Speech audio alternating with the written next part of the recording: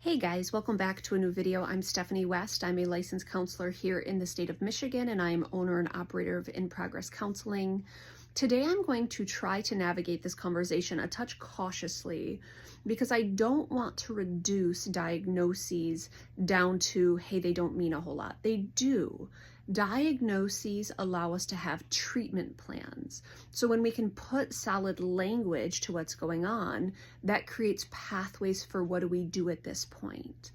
But one of the things that can happen is when we become aware of a diagnosis, we can feel completely overwhelmed, ill-prepared, certain that this is kind of the end of what we know. It's the end of the world. It's the end of, our own normalcy.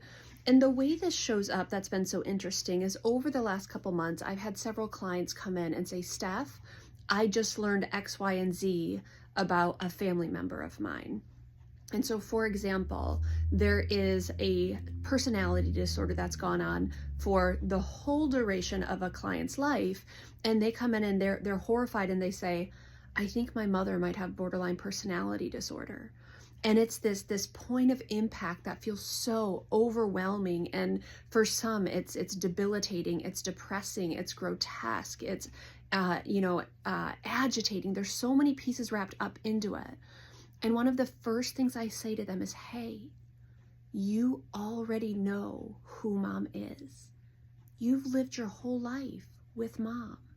You're here in my room because you've had those experiences and you're sorting through them and trying to understand. The label doesn't change anything outside of potential treatment pathways. But you know mom, you've been in this for your entire life. Or you know dad, or you know your son, or you know your daughter. The diagnosis informs us and gives us treatment plans. It doesn't change your knowing about this person. It puts up some guideposts around it. It takes it from our sensations or the prickliness and it brings it up into a place we can actually organize it. Yes, it can be so upsetting to get the diagnosis. It can be so upsetting to come in yourself and say, hey, I have these things going on. And we say, yeah, there's some clinical diagnostics that apply here. Perhaps you have generalized anxiety, or perhaps you have a social anxiety. Perhaps you are in a depressive episode. Perhaps you have something going on around, a clinical adjustment disorder. The labels give us pathways and treatments. They don't become our identity. And so whether it's something in your story or it's something in someone else's story where it comes to your level of awareness, it doesn't change a whole lot related to the identity of a human. It gives us a language, and language helps us with treatments.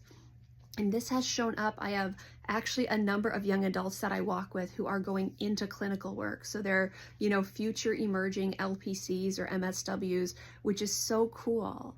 But as they're going through the course literature, as they're growing in their skills to step into the field of clinical mental health counseling, they can sometimes become immobilized as they read a diagnosis and they say, oh my word, this applies to me.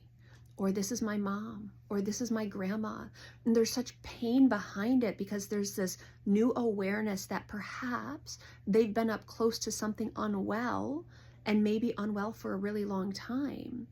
But the language doesn't change that our experience has already happened. We have tools, strategies, insights. We've navigated that space before. The diagnosis can help us then have treatments and concrete ways to navigate it, where it's, again, not just living in sensations or, supposing things. It's living more in a concrete space of, oh, okay, that's what's going on here. Now we can do something with that. Treatments are really, really important, and treatments based on accurate diagnoses are important. That's why diagnosis matters. But diagnosis does not change that you've already had the experiences. It doesn't change that this reality has been ongoing. Once we have a diagnosis, we can start to stretch towards new pathways of treating. And so that's the encouragement today. If there is a loaded label that has showed up in your world recently, whether it's medical, whether it's relational, whether it's around personality, whether it's related to clinical unhealth, I want to give you calm reassurance that a label or a diagnosis allows us a treatment modality forward.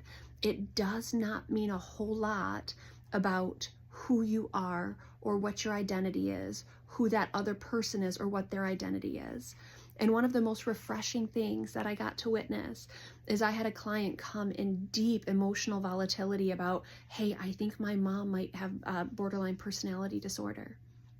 And a little while later, she sent me a message. She said, hey, I just visited mom and turns out she's just my mom. I already know these things. Perhaps there's a label. Perhaps I can navigate the world with a touch more sure-footedness because we have a label, which means maybe there's a treatment plan. But she's still my mom. And that's really, really a good reminder that we are not the diagnoses that are assigned to us. We are not the labels that can explain some of our context. Once we have a label, once we have that diagnosis, it can inform treatment. That's why it's good. But it doesn't give us the whole picture of a person, and it doesn't mean we're not equipped for the situation.